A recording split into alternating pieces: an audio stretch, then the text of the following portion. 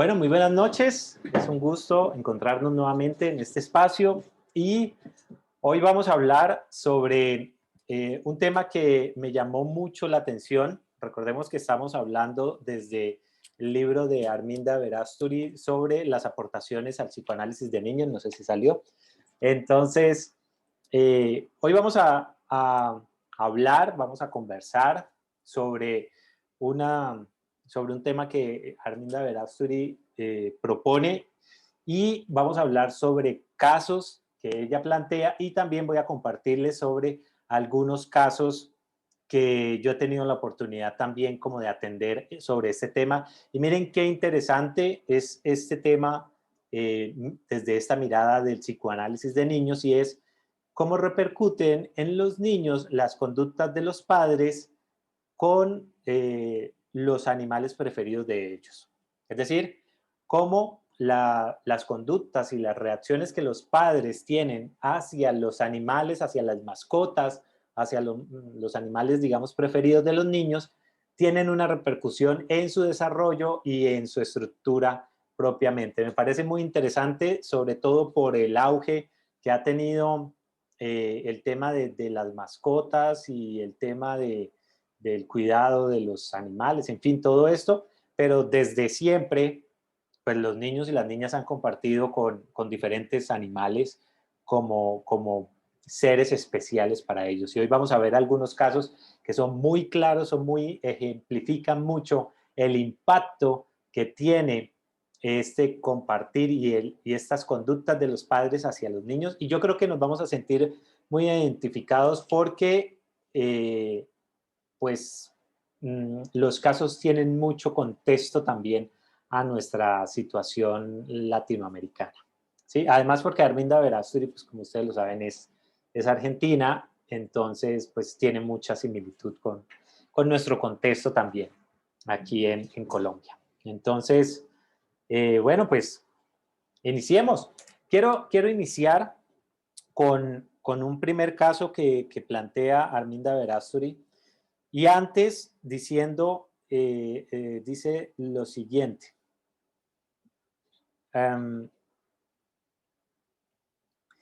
Nos habla entonces de un caso. Dice, un muchacho de 18 años inició su tratamiento psicoanalítico cuando comenzó a resultarle muy difícil la convivencia familiar y escolar, debido a que sufría asma e impotencia.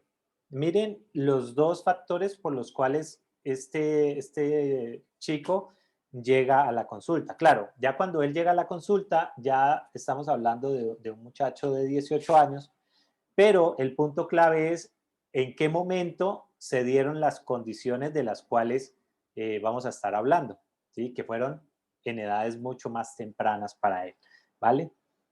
Entonces, dice, después de algún tiempo de tratamiento, miren los tiempos de tratamiento en el psicoanálisis. Dice, de aproximadamente 2 años con 6 horas semanales. Miren el nivel de intensidad, ¿no? Ese es el tipo de cosas que, que bueno, son bastante complicadas cuando se está hablando de este tipo de procesos en el psicoanálisis, y es que son de larga duración con unas frecuencias bastante digamos, como seguidas, ¿no? Pero bueno, vamos a ver, yo creo que en este espacio recordemos más que cómo implementamos la terapia psicoanalítica o el análisis psicoanalítico es cuáles son los elementos que esta teoría nos aporta y que nos pueda servir para entender la mente infantil. Ese es como uno de los puntos centrales de este espacio. Entonces, nos dice que en una de las sesiones de análisis en la que trataba de introducirse, de meterse más en por qué de sus dificultades, de su potencia sexual, sintió un dolor intenso en los genitales, o sea, en una de las sesiones donde estaba tratando de entender del por qué esta dificultad de su potencia de viril, Empezó a sentir un profundo, un intenso dolor genital y luego una sensación extraña bajo el vientre, como si lo anestesiara, y esas son, digamos, entre comillas, las palabras de este chico en su asociación de lo que estaba sintiendo. Dice, es como si lo anestesiaran como para operarlo de algo. Llevado por su asociación, ¿sí? Entonces este chico dice esto y a consecuencia de esto que ha expresado, le surgen otras ideas, ¿ok? Eso es parte del proceso de la asociación libre, ¿sí? Y es que cuando empieza el sujeto a expresar una idea, luego a partir de esa idea, pues se vienen otras ideas como a su recuerdo o a su memoria o a su cabeza. Llevado por sus asociaciones, surgió en su conciencia un recuerdo totalmente olvidado. Miren, y esto es muy frecuente, que cuando la persona, claro, aquí ya estamos hablando de un chico mayor de edad, pero después, en la adolescencia y tiempo después, cuando, digamos, la capacidad de discurso ya está un poco más desarrollada, este tipo de cosas suelen ser muy comunes. Y es que suelen empezar a recordar situaciones que habían olvidado conscientemente. Evidentemente estaban en su inconsciente, pero las recuerdan a partir de la asociación. Entonces dice que recordó que miren esto qué interesante para entrar en el tema de hoy, que entre los 8 y los 9 años tenía un perrito. Dijo, yo lo masturbaba siempre y él se acostumbró y se restregaba contra todas las personas, los muebles y las almohadas. Entonces, este chico recordó que entre los 8 y 9 años, él inició en la masturbación a ese perrito que él tenía y luego ese perrito empezó a frotar sus genitales con todas las personas que llegaban, con los muebles, con las almohadas, bueno, ya tenía como esta eh, afición, ¿no? Ya tenía este deseo, este perrito, ¿no? Entonces dice que, y dice que recuerda que el papá de este chico se ponía muy furioso cuando veía al perro haciendo este tipo de cosas y decía que lo iba a echar de casa. Pero un día, cuando este chico volvió del colegio, encontró al perrito tirado en el suelo, muy triste, lleno de sangre, y papá lo había hecho castrar. Entonces, suceso puntual que este chico recordó a los 8 años es que su padre había castrado a su mascota, motivo de que esta mascota estaba, digamos, como frotando sus genitales por toda la casa. Y esto había incomodado mucho al padre. Dice, no sé cómo pude olvidar esto, porque tengo mucho dolor.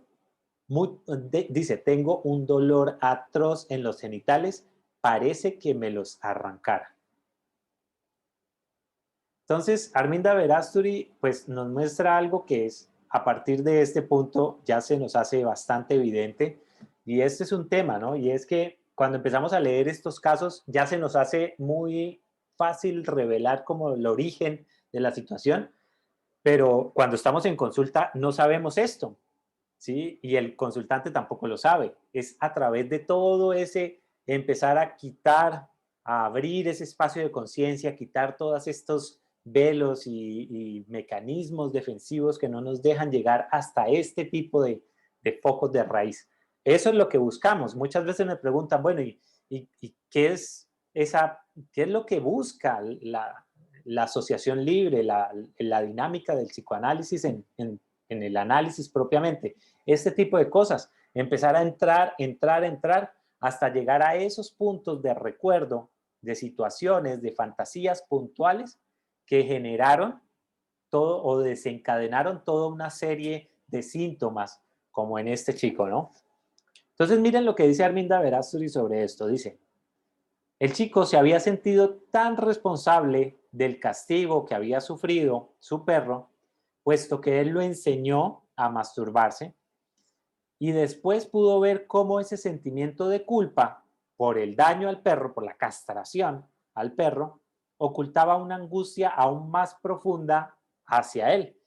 Y esta angustia era el temor de haber dañado a su hermano menor, que parecía serios problemas epileptiformes, pues lo había iniciado a la masturbación y forzado a tener relaciones con él y otros compañeros. Entonces, miren, como una cosa desencadenó otra y fue llevando a enlazar cosas. Entonces, este chico empezó a recordar que no solamente había iniciado al perro y que esto le había generado un profundo sentimiento de culpa, sino que también recordó que había iniciado a su hermano menor en la masturbación, ¿sí? Y que su hermano, que sufría de ataques de epileptiformes, pues este chico empezó a sentir una culpa muy profunda de que había sido él quien había dañado.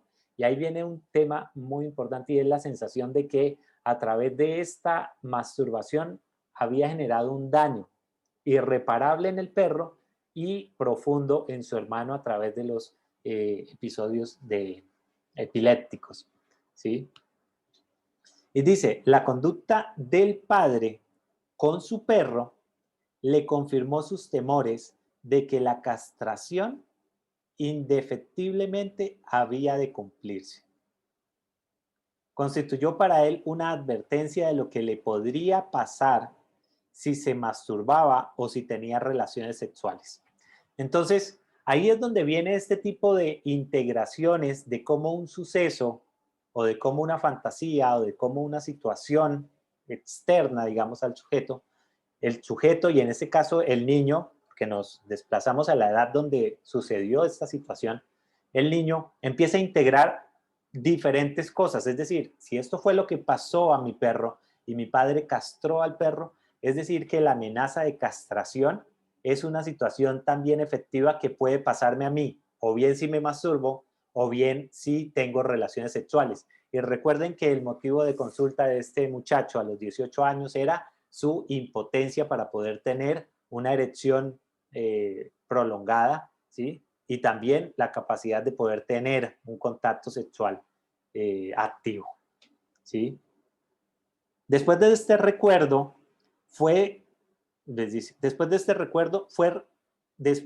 este recuerdo fue reprimido, pero siguió actuando en él y condicionándolo gran parte de sus síntomas, en especial la dificultad de potencia.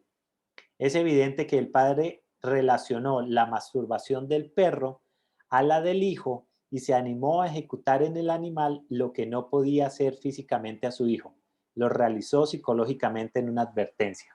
Entonces, Arminda Verástegui nos plantea que a partir de diferentes casos como este, ella empieza a darse cuenta de que en muchas ocasiones, no en todas, pero en muchas ocasiones, es como si los padres proyectaran ese mecanismo de la proyección, proyectaran o desplazaran, ¿sí? Más, digamos, es más ese es el mecanismo, el desplazamiento, no la proyección, perdón. El desplazamiento, desplazan esa intención del padre de castigar la masturbación en su hijo, pero la desplazan hacia la mascota y hacen una acción concreta sobre la mascota cuando no la pueden hacer contra su hijo, pero el hijo logra interpretar que esa acción es una amenaza directa hacia él. Entonces, vemos este tipo de situaciones en donde hay un efecto directo entre las conductas de los padres hacia las mascotas y la reacción, la creación y el desarrollo de síntomas posteriores a esos sucesos. Bien, yo voy aquí avanzando, ¿no? Si tienen algún comentario, alguna idea, bueno, pues, o pregunta, pues compartan. Les cuento un caso que es similar a esto que les estaba comentando, y es que en una de mis consultantes, perdón, una de mis consultantes llega con esta situación. Miren, ella llega a consulta porque le es bastante insoportable, o sea, llega en una situación de ansiedad muy profunda, ¿sí? Porque le es incontrolable parar de recoger gatos de la calle. Es una idea, como lo expresa ella, o lo expresaba ella, es una idea insoportable, muy repetitiva, ¿sí? En donde cada vez que veía un gato que estaba en la calle, era este impulso de recogerlo, de llevarlo a la casa, de cuidarlo, de adoptarlo.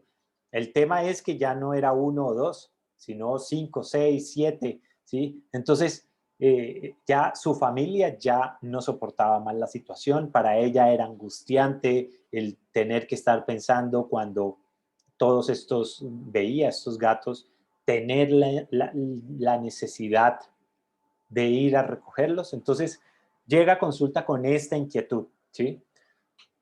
Y desde diferentes modelos, pues será diferente la intervención. Para el psicoanálisis, evidentemente, ¿qué es lo que hacemos? Pues esto tiene una raíz, esto tiene una situación particular de donde viene, no surgió como una situación esporádica. Entonces, evidentemente, cuando empezamos a ahondar un poco más en esta historia, en una de las sesiones, ella llega a un recuerdo muy puntual. Y miren qué interesante porque así es justamente como lo vamos a ver. Es decir, a medida que empezamos a profundizar, a profundizar, a profundizar, vamos ayudando a que esa persona abra un nivel de conciencia hasta que llega a estos niveles de recuerdo en donde hay unos puntos claves. Y miren qué interesante. Esta chica en una de las sesiones llega a un recuerdo y ella expresa lo siguiente, ¿sí? Eh, bueno, pero antes voy a dejar ahí un paréntesis porque esto es importante y es que esta chica desde los eh, 9, 10 años, ella tenía que hacerse cargo de sus hermanos y de sus hermanos que eran menores porque su mamá se iba de casa y podía durar 3, 4, 5, 7 días fuera de casa. Una niña, estamos hablando de más o menos entre 9, 10 años a los 12, que estaba encargada de alimentar, arreglar, cuidar, proteger a sus hermanos menores. Estamos hablando de 5 y de 2 años, porque su madre se iba, dejaba pues como las cosas básicas de comida y se iba de casa, ¿sí? Entonces, partimos de esa premisa. Pero miren al recuerdo que llega esta chica. Llega un recuerdo en donde un día llega su mamá a casa, ellas tenían una gata que era como la mascota de ellas, y esta gata había quedado embarazada y empezó a tener gaticos. Y recuerda que su madre llegó, no soportaba esta situación con los gatos y tomó a los gatos, se fue a un río y los empezó a ahogar. Y la sensación de esta niña era, la profunda sensación de esta niña era, a los 8 o 9 años, es que no había podido salvar a los gatos. Ahí, en ese momento es donde todo hace clic, ¿sí? Es completamente evidente que esta sensación de esta niña de no haber podido salvar a los gatos se convirtió en un mandato para ella de a sus 40, 50 años tener que ser la salvadora de todos aquellos gatos que antes no pudo salvar porque no fue capaz, digo no fue capaz, evidentemente no podía, pues enfrentar a la mamá y poder salvar a todos estos gatos que la mamá ahogaba. Pero desde también uniéndolo con la mirada de Arminda Verástegui, pues hay cosas más profundas, porque el sentido es también cómo era la respuesta de esta madre, ¿sí? Digamos, esta acción de la madre hacia los gatos era también una respuesta desplazada a la profunda frustración que ella como madre tenía de no haber podido, de no poder proteger a sus propios hijos, ¿sí? Entonces, hay todo un nivel de asociaciones en esta trama, pero eh, cómo esta reacción de los padres hacia los animales genera un profundo desplazamiento que los hijos van a interpretar generando síntomas. Profe,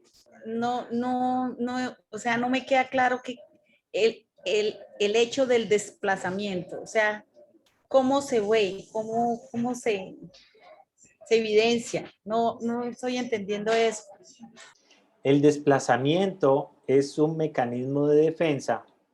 Recordemos que los mecanismos de defensa, bueno, vamos a hablar un poquito sobre los mecanismos de defensa, ¿sí?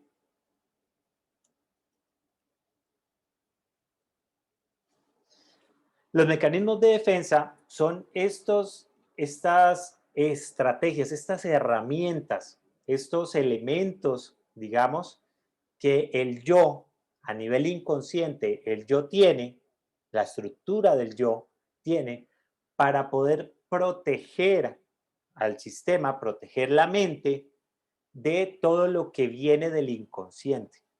Es decir, cuando hay una situación muy traumática, una situación profundamente confrontadora para un sujeto, lo que el sujeto hace es, en principio, lo reprime.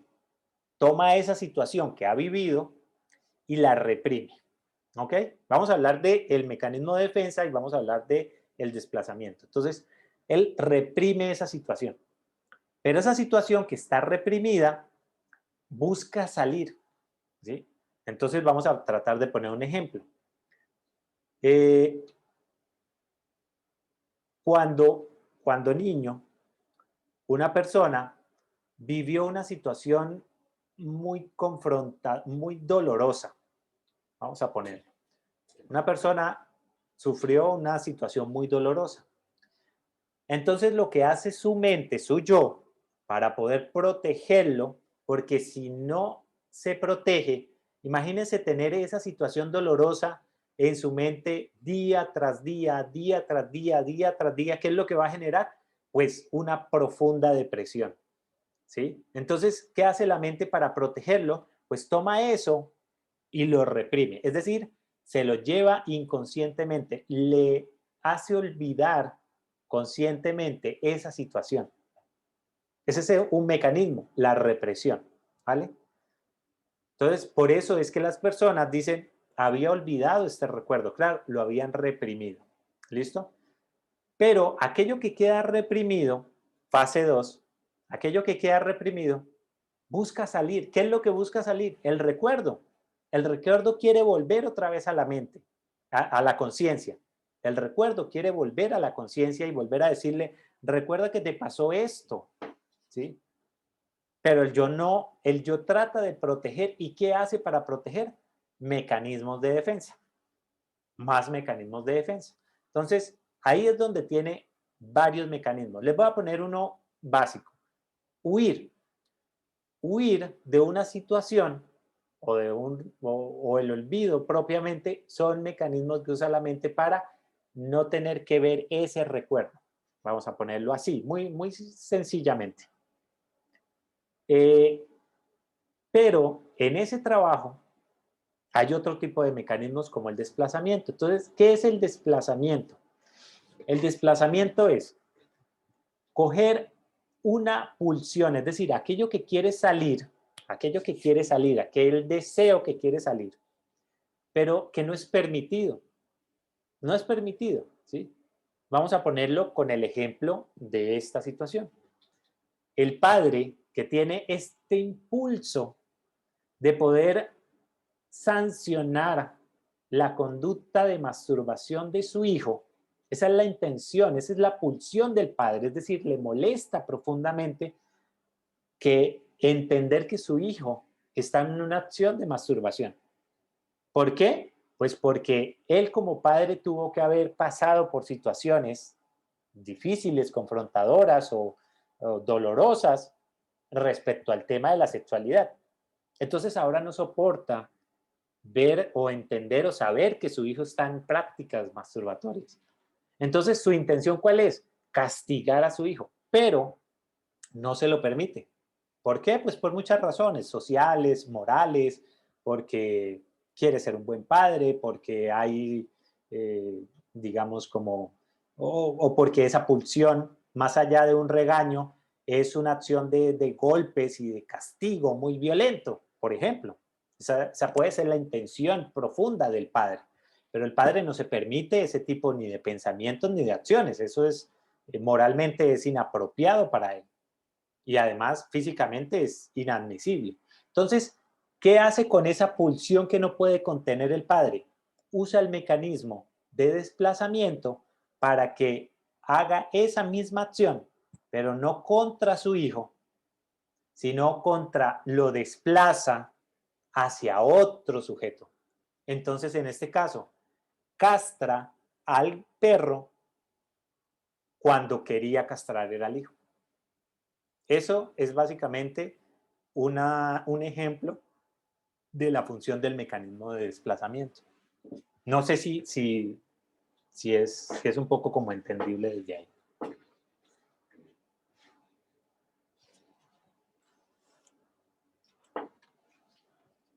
Gracias, profe.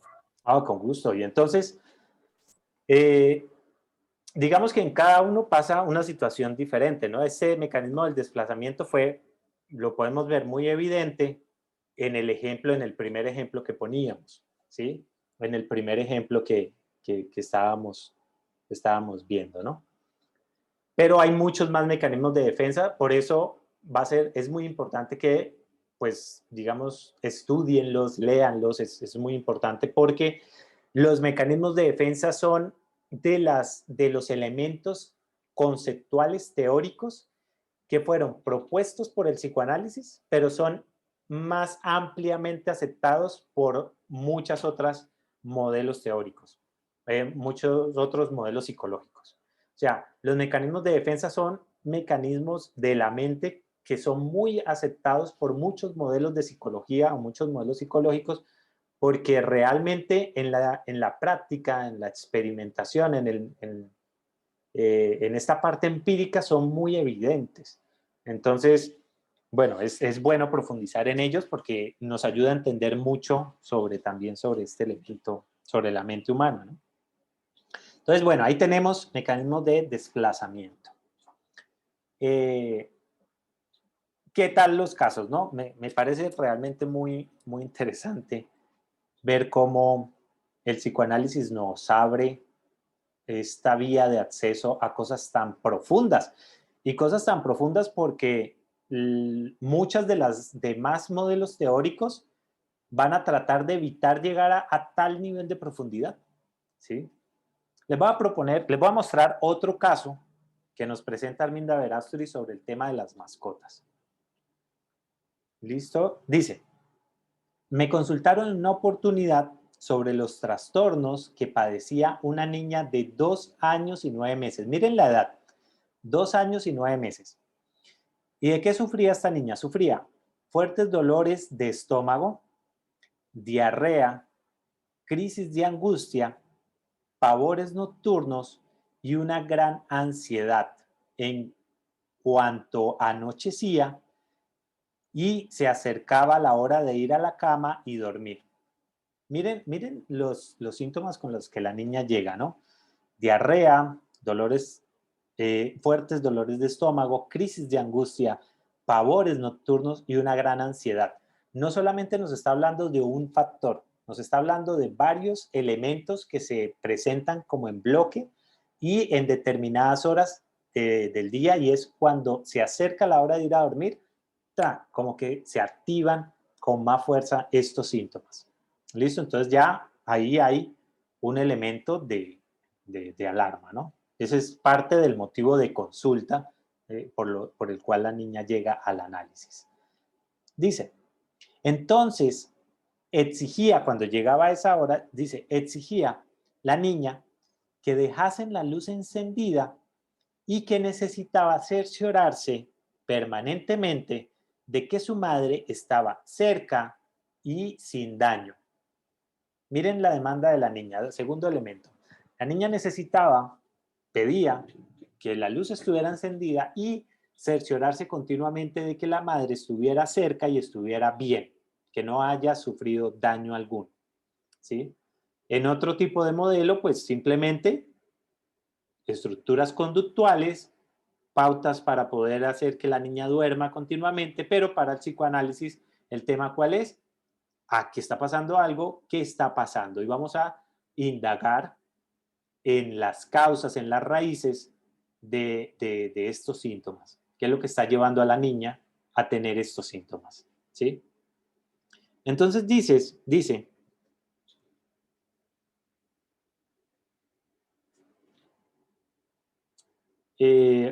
déjenme un momento.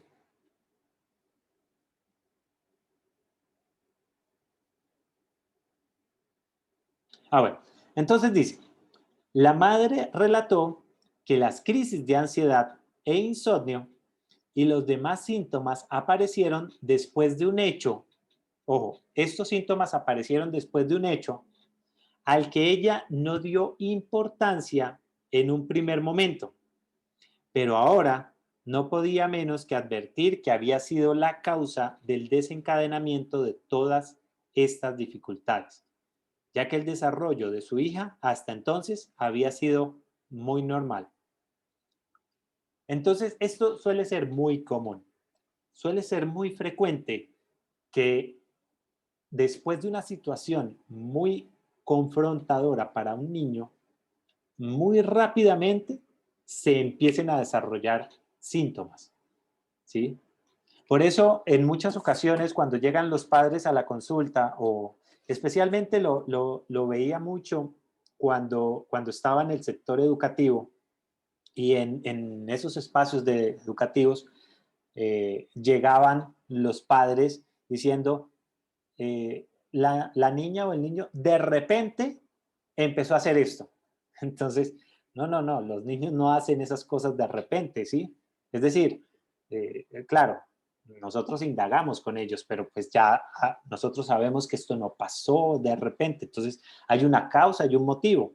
Entonces, frente a esa situación empezamos a preguntar, bueno, alrededor del tiempo, por ejemplo, cuando dicen es que hace 3 meses la niña de repente empezó a hacer tal cosa, ¿sí? Entonces ahí preguntamos, ¿qué pasó alrededor de esos 3 meses? Y generalmente, o por lo menos era, desde mi experiencia, era muy común escuchar cosas como, bueno, sí, hace 3 meses pues falleció la abuela, o nos separamos con el papá, o murió su perrito. O sea, lo extraño de esto, digamos, lo extraño comúnmente es que la mayoría de las personas del común traten de ignorar estas situaciones. Claro, es evidente que lo que están tratando es de, digamos, evadir una situación particular que está pasando alrededor de un duelo para la familia. Pero este tipo de situaciones casuales, ¿sí? No suceden. Viene, digamos, en una profunda relación con sucesos que han pasado. Entonces, aquí la madre de este caso, de esta niña de 2 años y 9 meses, nos dice que ella había pasado por alto una situación, y van a ver la situación, ¿sí? Pero había pasado por alto esta situación y luego ya empezó a entender que después de este suceso, la niña desarrolló los síntomas que acabamos de leer, ¿no? Entonces, mire lo que dice. Cuando la niña tenía 2 años y 3 meses, recordemos que tiene 2 años y 9 meses en este momento de la consulta, pero cuando tenía 2 años y 3 meses, su niñera le regaló un pollito. Los primeros tiempos fue un cómodo juguete para la niña, pero a medida que fue creciendo comenzó a hacerse sumamente incómodo y dañino para la casa. ¿Quién? Pues este pollito fue creciendo, ¿sí? Entonces ya estamos hablando de que era una gallina seguramente, ¿sí? Debido a las molestias ocasionadas por esta gallina, por este animal, que se metía en todas partes y ensuciaba y estropeaba la casa, la mamá decidió matar al pollo, pero sin decirle nada a la niña. miren esto, para que no la afectara. Entonces un día, cuando la niña volvía del colegio, volvía de un paseo y preguntó por su pollo, la madre le dijo que se había perdido. Pero la niña, dice Arminda Verástegui, como era inevitable, la niña percibió la mentira de la mamá y empezó a registrar la casa hasta que encontró en la basura los restos sanguinolentos de su pollito. Fue presa de una crisis de terror y angustia, gritó desesperadamente reclamando su pollo y lamentándose hasta altas horas de la noche, y fue imposible calmar su ansiedad. En medio del sueño se despertaba sobresaltada, presa del terror. Desde esa noche se iniciaron las dificultades anunciadas, y al día siguiente cada ingestión de alimento le provocaba dolor de estómago y diarrea. Miren la situación que se le había pasado por alto a la madre. O sea, se le había pasado por alto de que había matado el pollo que era de la niña. Y este tipo de situaciones suele ser muy común, porque para muchos adultos, digamos, conscientemente es simplemente un animal, pero para el psicoanálisis, aquí hay una situación más profunda detrás. Es decir, este tipo de acciones para el psicoanálisis no pasan sin una justificación. O sea, no es como lo que la madre estaba tratando de suponer, y fue simplemente un acto de matar a un pollo más. No, aquí hay todo un contenido para el psicoanálisis, hay toda una intención, tanto por parte de la madre como tanto lo que la niña subjetivamente interpretó del acto de la madre, ¿sí? Entonces, eso es una de las cosas complicadas del psicoanálisis, que no existen acciones sin una correlación. No pasan cosas por casualidad para el psicoanálisis, ¿sí? Entonces es una continua y constante interpretación de cada una de las cosas que pasan. Pero vamos a ponernos en el punto de la niña. Para la niña, pues esta situación desencadenó una serie de síntomas. Y miren la mirada que hace Arminda Verástegui sobre la interpretación que la niña hacía de esta situación.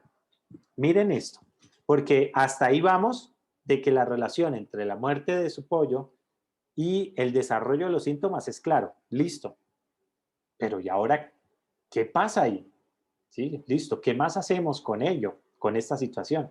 Pues Arminda Verástegui nos va a mostrar lo que está pasando en la mente de la niña frente a esta situación. ¿Cuál es la interpretación que la niña le da a todo este contenido?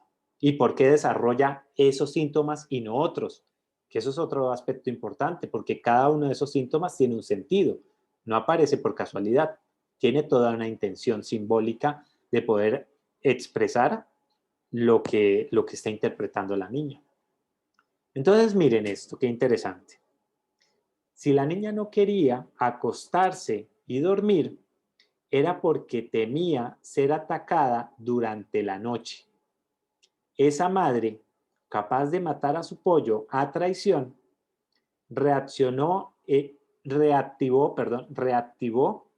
en ella las ansiedades paranoides que surgieron en el desarrollo normal de toda niña. Recordemos que Arminda Verástegui está hablando desde la mirada kleiniana. Recordemos que en la primera etapa, en ese primer año de vida, o en esos, pues Melanie Klein habla más de esos primeros 3-5 meses de vida, aparece esta, ¿cómo le llama ella? Posición esquizoparanoide, ¿sí? Entonces voy a contextualizar un poquito rápidamente esta mirada de Melanie Klein sobre la posición esquizoparanoide. Melanie Klein plantea que en esos primeros meses de vida, el bebé va a desarrollar una posición esquizoparanoide, que es donde el niño va a interpretar que hay una relación con una madre tanto buena que es quien la atiende, quien lo protege, quien lo cuida, pero también una relación con una madre mala, que Melanie Klein lo denomina pecho bueno, pecho malo, ¿sí? Entonces, claro, y recordemos, bueno, no quiero ahondar mucho en ello, pero es porque el niño, pecho bueno, pecho malo, es porque el niño integra por medio del pecho, integra la totalidad, ¿sí? Es decir, en ese momento el niño ve objetos parciales. Pero bueno, no nos liemos con eso. El bebé va a interpretar en esos primeros meses de vida, en una forma muy arcaica, muy precaria, porque ese yo se está formando, que hay una madre buena, que es quien lo atiende, quien lo protege, quien lo cuida, quien lo sacia, y hay una madre mala, que es aquella que no lo atiende, no lo satisface inmediatamente. Y esta madre mala, o este concepto de madre mala, es sobre el cual él va a empezar a interpretar, el bebé va a empezar a interpretar unas ansiedades que Melanie Klein denomina persecutorias. Es decir, aquellas fantasías de persecución van a venir de esa madre mala. Y este es un ejemplo porque aunque esa primera posición pasan los primeros meses de vida, suele mantenerse, más o menos se realice, pero suele mantenerse durante algunos años adelante, ¿sí? Entre los 2, 3 años posteriores. Entonces, Arminda Verasturi en este ejemplo nos está mostrando cómo esa situación que pasó con el pollito reactivó en la niña todas estas ansiedades paranoides. Es decir, reactivó en la niña este miedo a una madre mala que es persecutora y lo expresa de esa forma. Dice, la madre capaz de matar al pollo a traición reactivó en la niña las ansiedades paranoides que surgieron en el desarrollo normal de toda niña. Y en la que teme ser atacada por la madre y destruida. Y es que volvemos al mismo tema del que estamos hablando, de cómo las acciones de los padres hacia los animales preferidos, sus mascotas, pues los niños van a interpretarlos de una forma muy personal. No es cualquier cosa. Es un acto violento que los niños asocian contra sí mismos. Profe, tengo dos preguntas Ya, ahí. sí, dinos. Dale, dinos.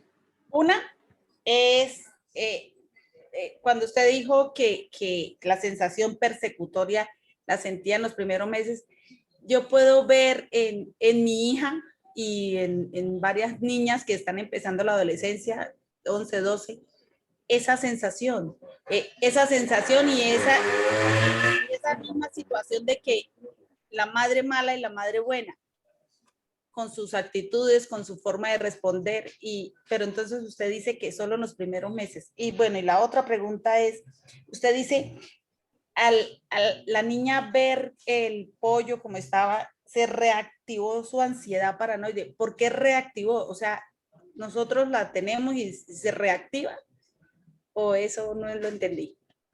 Ok, bien. Vale, buenas preguntas, qué chévere.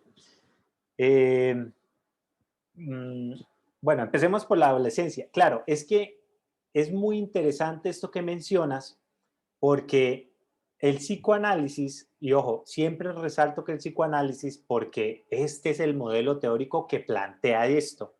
Otras teorías tienen otras ideas de lo que pasa en la adolescencia y en la infancia, ¿sí? Pero el psicoanálisis ha ido entendiendo a través de su indagación que estas primeras etapas del desarrollo psicosexual, que es la etapa oral, anal, fálica, esas etapas que pasan en los primeros 5 o 6 años de vida, se vuelven a repetir o se reviven o se reactivan en la adolescencia. Es decir, los adolescentes vuelven a pasar en cierta forma por esas mismas etapas. Entonces, vemos adolescentes que reactivan otra vez sus conflictos orales, es decir, El conflicto oral vuelve a aparecer en la adolescencia. Por eso, para dar algunos ejemplos concretos, por eso es que en la adolescencia es donde en gran porcentaje es donde se activan las adicciones, ¿sí? Por eso vemos tantos adolescentes que es la edad en donde empiezan a fumar, en donde empiezan a tomar licor, en donde empiezan a crear adicciones al consumo de drogas, porque se reactiva la fase oral. También se reactiva la fase anal y también se reactiva la fase fálica y todo este tema de la exploración genital y la exploración sexual y la diferencia de los sexos y el miedo a la castración. O sea, toda esta etapa psicosexual se reactiva. Entonces, así como se reactivan estas etapas psicosexuales, también muchas de estas fases que mencionaba Melanie Klein, como la etapa persecutoria, pues también se van a reactivar porque van de la mano con el proceso de la libido. Entonces, así como tú lo mencionas, me pareció también muy interesante. Muchas gracias por ese ejemplo. Y por eso, en muchos casos, vemos esta ambivalencia, esta ambigüedad de los adolescentes hacia sus padres. Entonces vemos a estos adolescentes que ven en algunos momentos, parece que se estuvieran relacionando con un padre bueno y son cariñosos y se acercan y son consentidores y buscan consentir, pero en otro instante, entonces son contestatarios, violentos, agresivos, incluso a unos niveles de odio literal, como si estuviera realmente siendo perseguido por este padre malo, ¿no? Entonces, realmente en la adolescencia, como tú lo mencionas, sí, vemos esta excisión, esta doble mirada del padre bueno y del padre malo. Y entonces, ¿cómo aparece esta condición, esta ansiedad persecutoria? Pues es el reclamo de los adolescentes. El reclamo de los adolescentes es las profundas presiones que generan los reclamos, las críticas, las apreciaciones, todas estas expectativas de los padres. El adolescente las toma como un padre que todo el tiempo está vigilante, como que todo el tiempo está persiguiéndolo justamente. Entonces, estas ansiedades persecutorias en los adolescentes por parte de sus padres sí es muy evidente. Muy, muy buena apreciación, Yasmín. Y por el otro lado, ¿qué quiere decir que se reactiva? Claro, lo que pasa es que esa fase, ¿cómo? Es que Melanie Klein tiene un nombre para eso. Esa fase que está ahí de esa ansiedad persecutoria, eh, bueno, perdónenme porque no me acuerdo el nombre específico, pero esa fase esquizoparanoide, eh, la idea es que el sujeto, pues, digamos que la supere, salga de ahí. Pero cuando se presenta una situación profundamente confrontadora, se puede reactivar. Y reactivar significa que vuelve a despertar en el niño o en la niña las mismas ansiedades de que ese padre persecutorio que tenía, que él percibía anteriormente y que ya había resuelto, volvió a aparecer y que está muy evidente que está ahí, ¿sí? Entonces sí, se reactiva, ¿sí? Y se puede reactivar, y miren, ojo, se puede reactivar como en esta niña a los 2 años y 3 meses, o se puede reactivar en la adolescencia, o se puede reactivar cuando tú tienes 40, 50 años. Es por eso que vemos sujetos o vemos casos, cuando vamos a hablar de estas entradas en la esquizofrenia o de la psicosis, y vemos sujetos con una vida aparentemente funcional, con una vida, digamos, tradicional y común, y de repente, de un día para otro, hay un suceso que reactiva todas estas ansiedades, hacen quebrar al sujeto, hacen caer al sujeto en una psicosis, quebrando su estructura de la realidad y despertando todos estos elementos paranoides. ¿Y eso cuándo pasó? A los 30, a los 40, a los 50 años. Entonces sí, en cualquier momento de la vida se puede, se puede reactivar este tipo de ansiedad esquizoparanoide. Claro, hay unos determinantes y hay unas condiciones. No todos vamos a caer tan fácil en una esquizofrenia, ¿sí? Pero que está latente, pues, ¿sí? Bien, bueno, no sé ¿cómo vamos? Buenas Entonces, señora, buenas noches, psicólogo Fabián. Esto, pues yo hola. quería, hola, quería hablar esto un poco sobre, pues me vienen como dudas de cómo se trabajaron estos casos, sí, los casos que hemos estado hablando el día de hoy, porque pues en sí, digamos que se hace la interpretación del caso y se llega al punto de que se sabe, digamos, como el origen o desde el punto inicial donde se empezó todo, eh, pero ahí entonces, cómo lo trataría Melanie Klein? ¿Cómo hacía, digamos, el proceso digamos, como de reparación? No sé cómo se pueda decir en este campo, pero cómo sacar a la persona de ese punto, o sea, cómo hacer, como empezar el proceso terapéutico en la acción, de cómo decirle, porque la persona va a decir, bueno, ¿y ahora qué hago? ¿Ahora qué hacemos? Ok, ok. Mm. Vale, vale, está buena, está buena. Muy bien, muchas gracias por esa pregunta, porque eso es justamente lo que necesitamos preguntar. Es decir, entiendo tu pregunta y es, una cosa es que la persona llegue a estos recuerdos y luego, ¿qué pasa?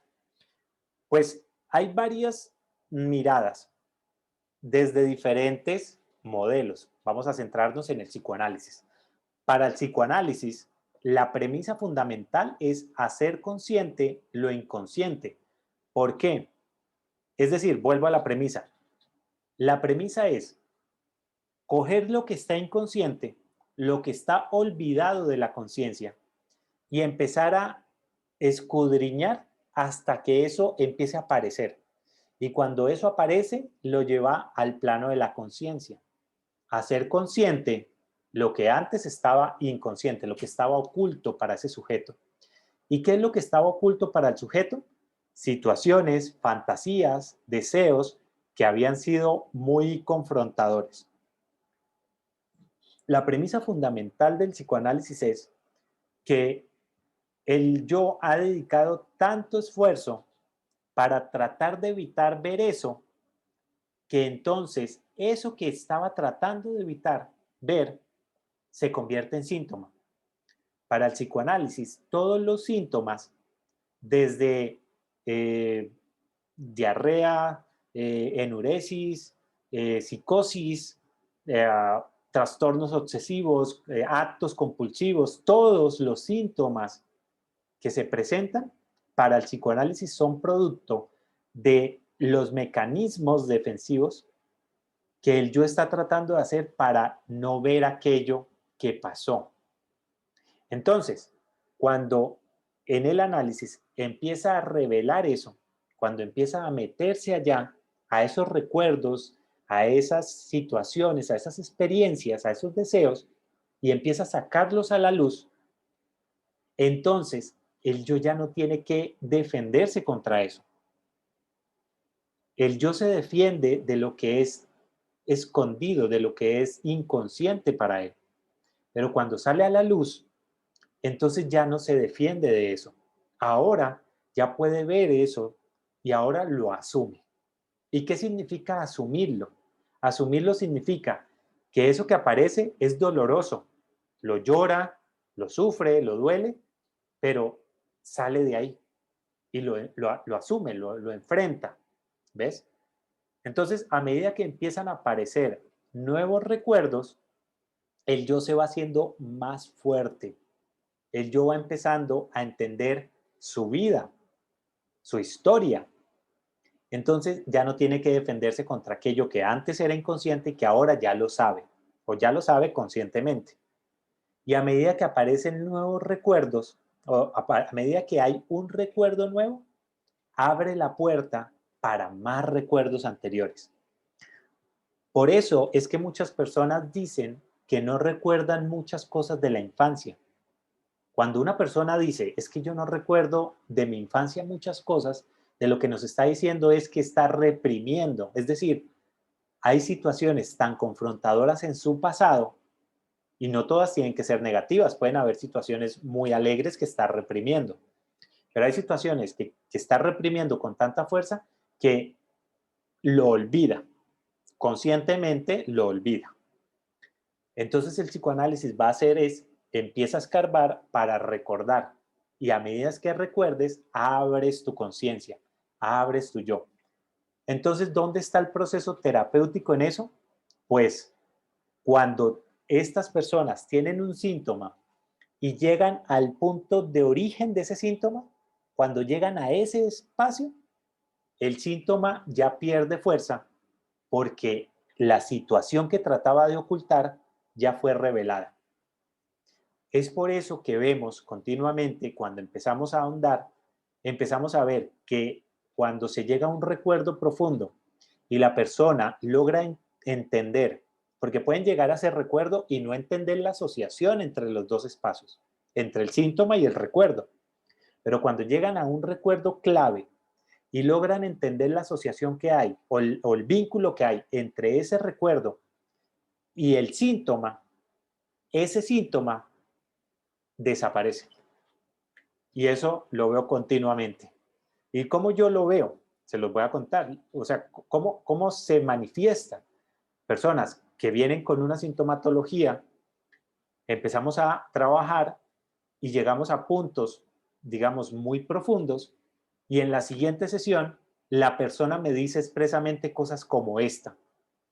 Me dicen cosas como, a veces me dicen, es que parece magia. Sí, pero no es magia.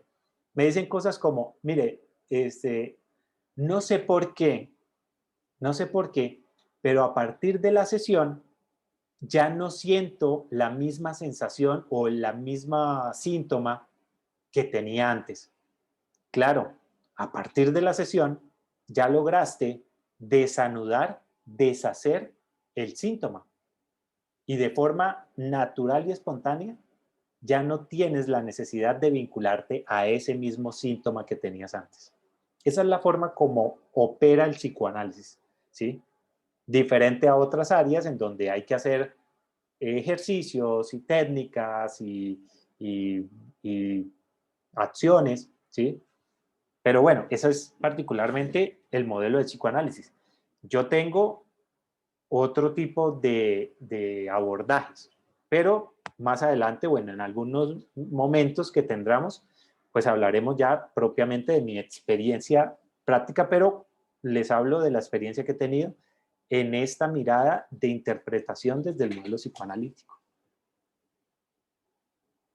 No sé si ha sido un poco claro esa situación. Sí, sí, señor.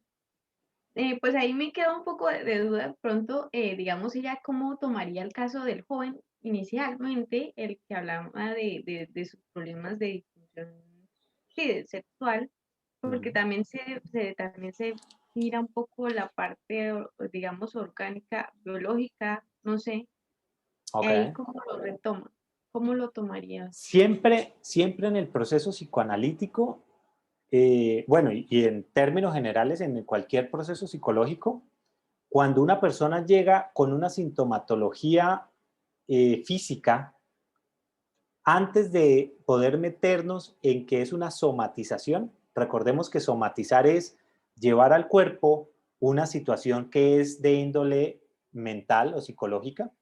Antes de eso, lo que vamos a buscar es sugerirle a la persona que tenga una mirada desde la medicina, o sea, del plano médico. Si la persona dice, es que tengo un profundo dolor en la garganta, pues necesitas primero hacer una indagación médica en donde pues haya una revisión de que no tengas una situación física concreta, que haya una obstrucción o algo en la garganta, ¿sí? Entonces, cuando las personas llegan al espacio psicológico, lo veo continuamente, lo que dicen es, mire, ya he ido a todas las citas médicas, me han hecho exámenes, me han hecho 1000 cosas y vengo porque el médico me remite a psicología porque físicamente no encuentran nada. O sea, cuando la medicina, cuando la parte física no da explicación, pues nos empezamos a indagar que ahí hay una somatización.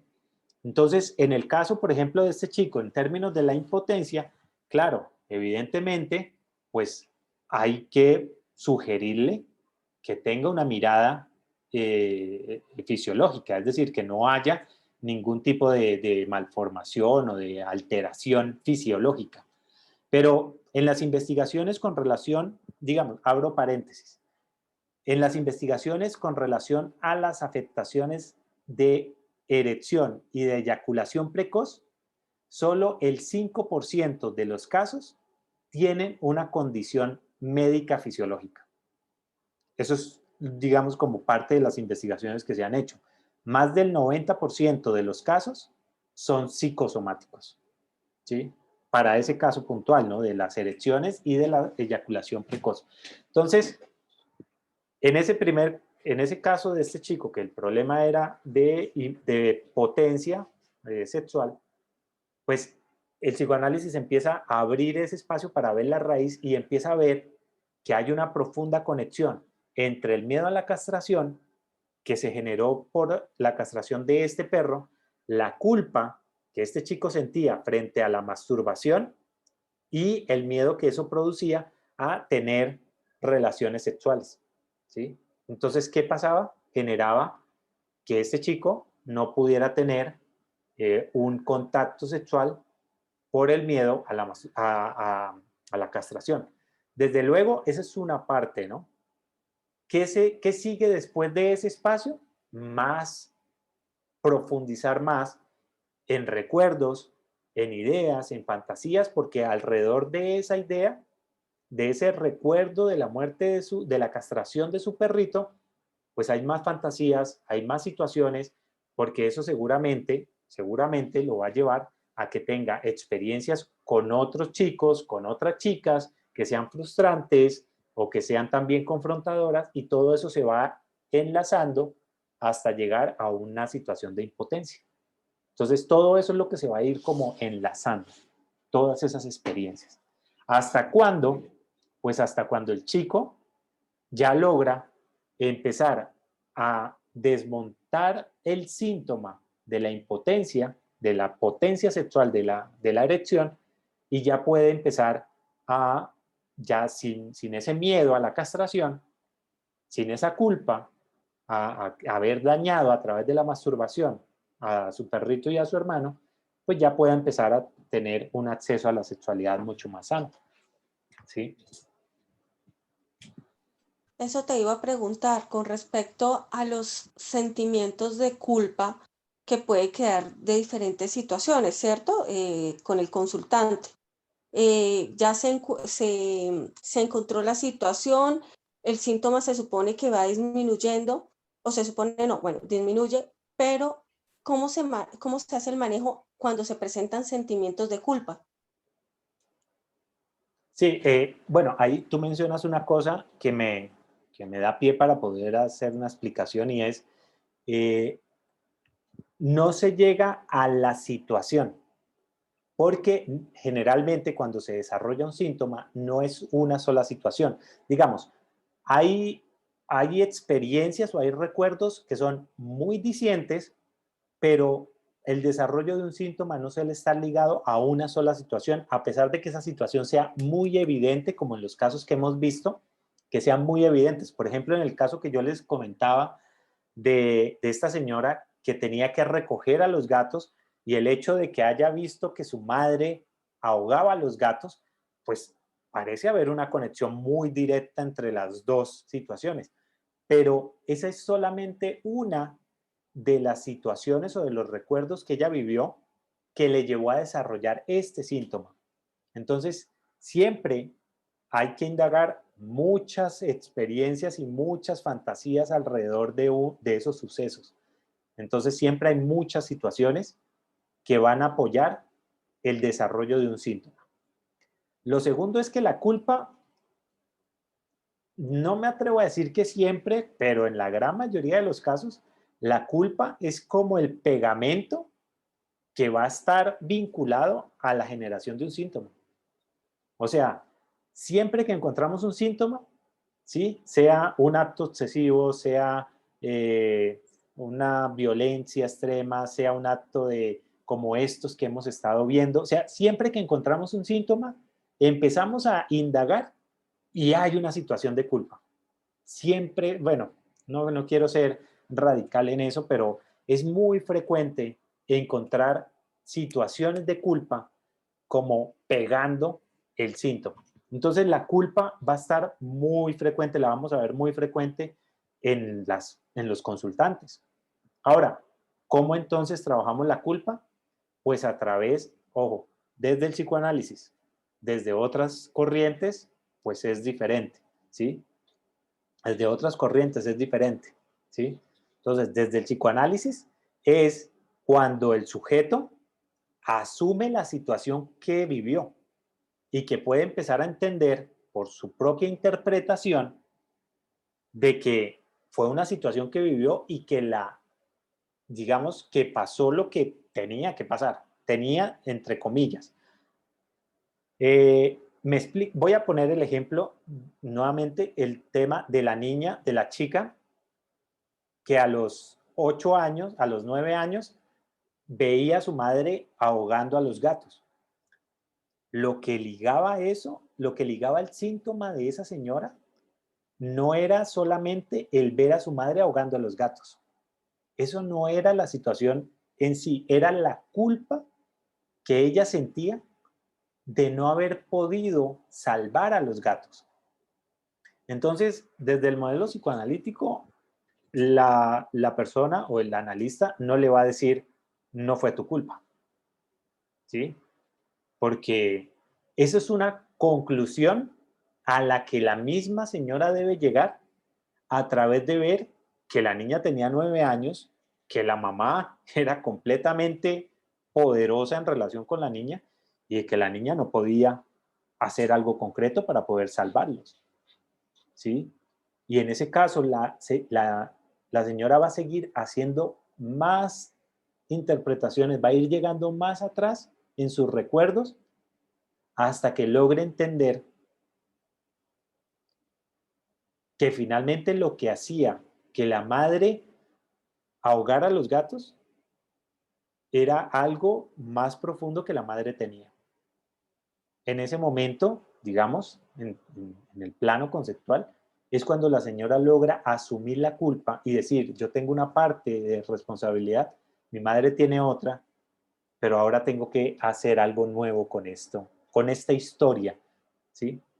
Y ya no necesito quedarme repitiendo, porque el tema con la culpa es que es como si esa culpa anclara a la persona al pasado, ¿ves? Es como si fuera una tachuela que está en el pasado y esa persona no puede seguir avanzando.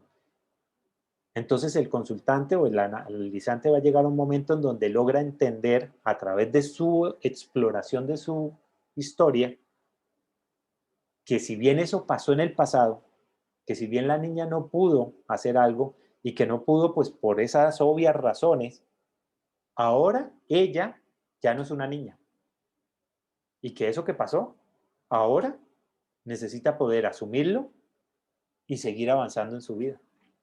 Ese digamos que es un punto en donde se va a hacer esa resolución de la culpa. Cuando asume que sintió esa culpa, pero que ahora ya no puede hacer algo con eso y que lo que debe es seguir avanzando en su vida. Es decir, cuando decides soltarla, algo así. Soltar la culpa. Pues, pues sí, digamos que soltar. El tema es que soltarla, la culpa generalmente se va a mantener en mayor o en menor grado. El tema es asumirla. O sea, asumirla significa es que en un momento yo llegué a sentir esta culpa. O en algún momento yo tuve una parte y una responsabilidad dentro de esto que pasó. Es que asumir la culpa es asumir la responsabilidad de algo concreto. Entonces asumo lo que pasó, pero en este momento ya no puedo hacer nada con esa culpa que yo sentía. Ahora lo único que me queda es asumir que debo seguir avanzando. Entonces, no sé si soltarla sea la palabra adecuada. Sé que en algunos modelos psicológicos la palabra es suelta la culpa. En el psicoanálisis no es suéltala. En el psicoanálisis es asúmala y siga adelante. Porque Asumir o aceptar en el psicoanálisis podría ser, asumir o aceptar. sí, aceptar la responsabilidad. Ok. Porque el psicoanálisis va a llevar al sujeto a que pueda ver con claridad, es que esto es lo que eres. No eres otra cosa, eres esto. Y dentro de lo que tú eres, también has hecho cosas, pero no te vas a quedar culpándote por lo que pasó. Ahora tienes que seguir avanzando.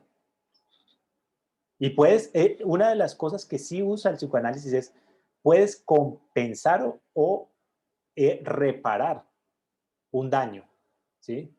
Entonces, por ejemplo, un elemento de compensación es, si sientes profunda culpa por una acción que hiciste, pues repáralo, ¿sí? Entonces, repararlo significa, por ejemplo, esta señora, en el caso que les planteo de los gatos, ¿sí? Entonces tiene una profunda culpa. Ella trata de compensar eso llevando los gatos a su casa, pero pues eso le está generando una situación insostenible de su hogar.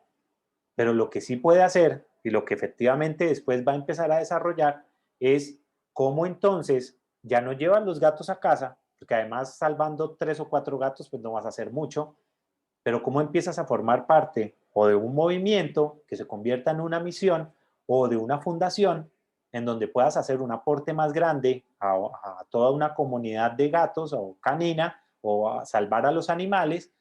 Y pues muchas de esas personas que están tratando de reparar una culpa, eso es lo que va a decir el psicoanálisis, que muchas de las personas que están tratando de reparar una culpa profunda, pues están en organizaciones de salvar el mundo, en eh, Greenpeace o en fundaciones para poder salvar los árboles. Es una reparación de una culpa. Ahora, pero lo estás haciendo en algo que es, pues, socialmente productivo. Entonces no se queda en la culpa, se queda como un proyecto más elaborado. No sé si me hago entender con eso. Es decir, Perfecto. esa culpa se tiene que transformar en algo que le aporte a la humanidad.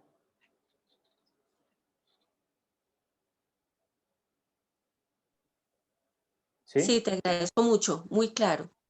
Entonces, miren, me acuerdo, por ejemplo, un caso, no lo recuerdo ya porque fue hace muchos años, de un sujeto que tenía una culpa muy profunda con su padre, no recuerdo ahora por qué, pero tenía una culpa muy profunda porque cuando su padre estaba vivo, lo juzgó muy fuerte, o sea, fue muy, muy duro con su padre, incluso grosero y violento con el padre, en fin.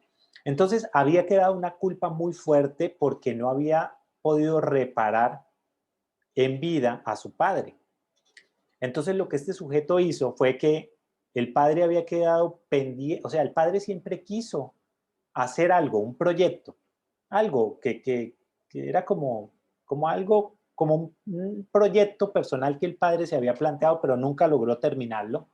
Entonces este sujeto, como compensación, decidió tomar el proyecto del padre y desarrollarlo y sacarlo adelante como parte de su, ¿cómo se llama esto? De parte como de su, eh, bueno, no recuerdo la palabra, de su agradecimiento al padre y de su compensación, de su reparación al padre, pues le generó un legado a nombre del papá.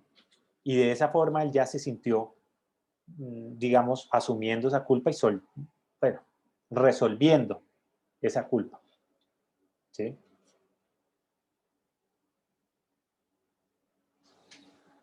Gracias. No, bien, no, gracias a ti, muchas gracias porque las preguntas y las opiniones nos ayudan como a nutrir mucho más este espacio, ¿no? Bien, Bueno, entonces, íbamos por acá. Bueno, quisiera digamos, cerrar con este último caso que nos plantea Arminda Verástegui. No sé cómo vamos de tiempo. Bueno, vamos a hacer esta mirada porque también es otro caso que me llama mucho la atención. Digamos, son casos que ella desarrolló pues muy largo y aquí nos muestra es un fragmento. Eso es muy importante tenerlo en cuenta. O sea, recuerden que con el chico tuvo 2 años de sesiones con una intensidad de 6 horas semanales. O sea, imagínense la cantidad de material teniendo eso. O sea, son muchísimas horas de análisis para presentarnos es un fragmento. Entonces, ella nos está presentando son pequeños fragmentos de todo un historial de 2 años de trabajo, ¿vale? Entonces, bueno, pero nos muestra como estas partes interesantes, ¿no? Miren este otro caso que también llamó mucho mi atención. Dice, durante el tratamiento psicoanalítico de una mujer de 30 años, surgió el recuerdo de un episodio similar al que habíamos visto hace un momento, que pudo ser analizado y vinculado con algunos de los síntomas que presentaba la paciente. Dice, cuando esta paciente de 30 años tenía 9 años, vivía en las afueras de París con sus padres y sus 2 hermanas. Miren esto tan impactante. Como no era posible que les suministraran leche diaria y en la casa había varios niños, los padres llevaron a la granja una cabra que acababa de dar a luz. El pequeño cabrito, al que llamaron Pedrito, se transformó en el compañero de todos sus juegos y se incorporó al grupo infantil como un niño más. Entonces, la familia decidió poder llevar traer a la granja donde vivían una cabra que acababa de dar a luz a un cabrito. Ese cabrito se volvió como el compañero de juegos de la niña, ¿sí? La niña tenía 9 años y este cabrito pues jugaba mucho con ella. Entonces se volvió muy especial, su mascota, ¿sí? Un día, miren esto, durante el almuerzo sirvieron un plato de carne que a la niña no le pareció el sabor, que a la niña le pareció el sabor extraño y se negó a comerlo, pero sus padres la obligaron a comer, a terminarlo. Horas después, descubrió consternada que Pedrito, la cabra, había desaparecido y una terrible sospecha se insinuó en ella, pero la rechazó de inmediato, creyendo que era imposible. Cuando la madre le confirmó que lo que había almorzado era la carne de Pedrito, miren esto, mataron al cabrito, y se lo sirvieron a la niña. ¿Ok? Miren esto, y que para muchos de los padres esto es como, hay cualquier cosa. Miren qué escena. Y dice, cuando la madre le confesó que lo que habían almorzado era la carne de Pedrito, a pesar de los vómitos y la diarrea que sufrió la niña durante varios días, tuvo la niña siempre la impresión de que algo malo había quedado en su estómago. La niña comenzó a tener pavores nocturnos, pesadillas y miedo a la oscuridad y a sentir un verdadero terror frente a la mamá, que había sido capaz de matar al hijo de la querida cabra, al compañero de juego y que para ella simbólicamente representaba un hermano. Es decir, la niña en sus juegos y en sus asociaciones le mostró al analista que la cabra era para ella, la cabrita era para ella un compañero tan cercano que era como su hermano. Y la madre había matado a su compañero. La figura de la madre se cargó así de un terrible sadismo, es decir, la niña interpretó este acto de la madre como un acto profundamente sádico de parte de la madre que fue capaz de matarlo y además ponérselo al plato, obligarla a que comiera, ¿sí?, de ese plato. Y se convirtió para ella en una madre que podría matar en cualquier momento porque sí. El hecho fue olvidado, que en términos psicoanalíticos es reprimido. Esta situación, la niña la olvidó, la reprimió. 30 años después o 20 años después, esta señora en análisis vuelve a recordar ese suceso. Pero la imagen de la madre, esta concepción de la madre como un ser sádico, quedó presente en su inconsciente y se reforzó luego por acontecimientos muy traumáticos en la adolescencia. Miren esto. Entonces, a los 9 pasó esta situación. Luego, y ella mantuvo esta imagen respecto a la madre, pero miren lo que le pasó en la adolescencia. Ojo con esto. Dice, cuando tenía 15 años, esta chica quedó embarazada y fue a pedir a sus padres consentimiento para acelerar el matrimonio. A los 15 ella quedó embarazada y le pidió a los padres consentimiento para para rápidamente casarse. Los padres se mostraron aparentemente comprensivos y preocupados porque el niño recibiera cuidados lo antes posible. Cuando llegó a la clínica, es decir, los padres aparentemente estaban como tratando de cuidar a su bebé y le propusieron que fueran a la clínica para ver los cuidados necesarios del bebé. Miren lo que hizo. Cuando llegó a la clínica, a ver dónde iba. Cuando llegó a la clínica para ser revisada, sorpresivamente la anestesiaron. Al despertar, esta chica de 15 años, la madre le dijo, todo está arreglado. Y comprendió la chica con desesperación que el engaño que interrumpió su maternidad, es decir, la madre otra vez lo había hecho.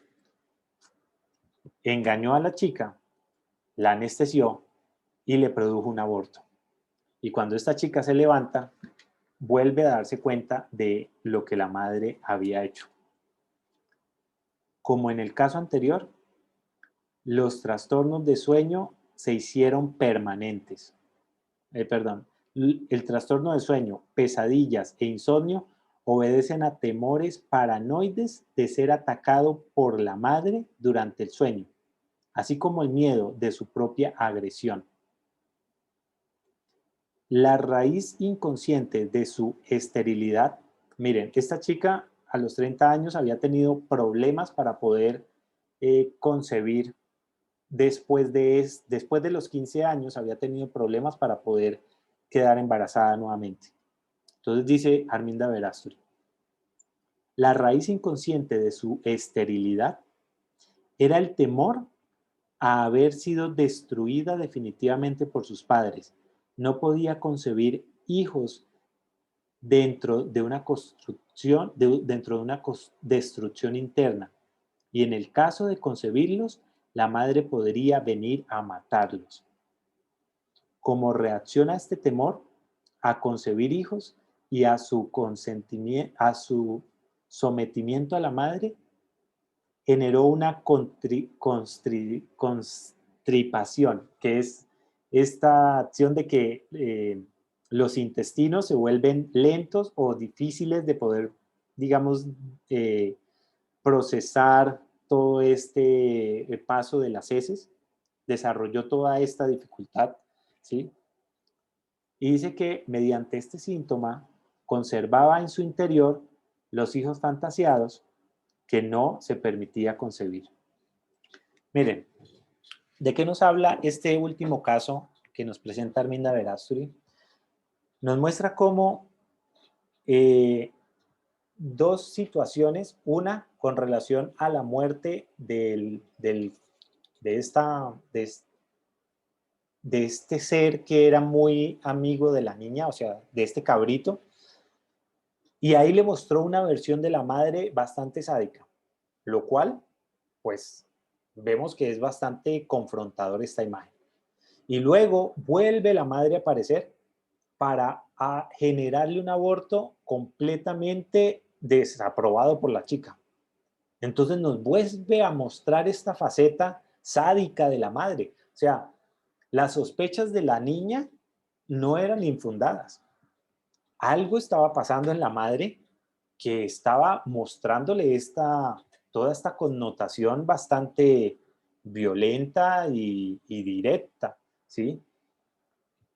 Pero el tema es que toda esta relación con la madre le hace generar una profunda sensación, una profunda ansiedad de que la madre estaba siendo persecutoria, de que una madre sádica estaba persiguiendo a esta hija, a esta chica, a tal punto de que esta chica empezó a tener miedo, o sea, produjo toda una sintomatología, ¿sí? De tener miedo de poder tener hijos, porque la madre pueda venir nuevamente a hacerle daño, a atacarla, ¿sí? Eh, digamos que hay muchas opiniones, digamos, con relación a esto y no solamente quiero como dejarlo en los casos que Arminda Verástegui plantea, porque es finalmente la idea de si eh, estos síntomas que son fisiológicos se pueden resolver o no a través de una interpretación psicoanalítica, pues finalmente los casos que los analistas, y en este caso Arminda Verástegui presenta, pues son casos que ya tienen un nivel de desarrollo y que tienen un desenlace en donde esta mujer puede después pues volver otra vez a activar su sexualidad y su experiencia también de maternidad.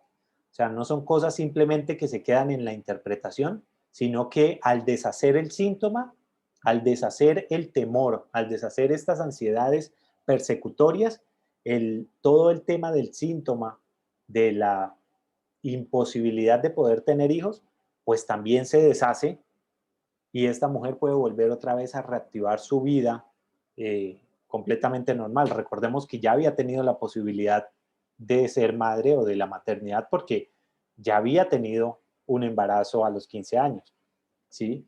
Entonces, hay muchos sucesos psicosomáticos que se van a presentar, pero en este espacio les quería mostrar, digamos, o el tema por el que traigo estos casos es porque tienen una profunda relación entre las acciones que los padres hacen contra las mascotas de los niños y la repercusión que eso genera en el desarrollo de los niños y de las niñas, y que cuando prestamos atención lo vamos a poder ver fácilmente en la vida cotidiana, en los niños que ustedes conocen, en las familias o en los niños que desde los centros de educación pues van a llegar a consulta, ¿sí? Entonces ya tenemos un elemento más y bueno, esa era la idea, que pudiéramos ver una concepción más de cómo sucesos como estos, atacar a los animales, a los mascotas, pueden desarrollar una sintomatología bastante fuerte en los niños y en las niñas. Bien.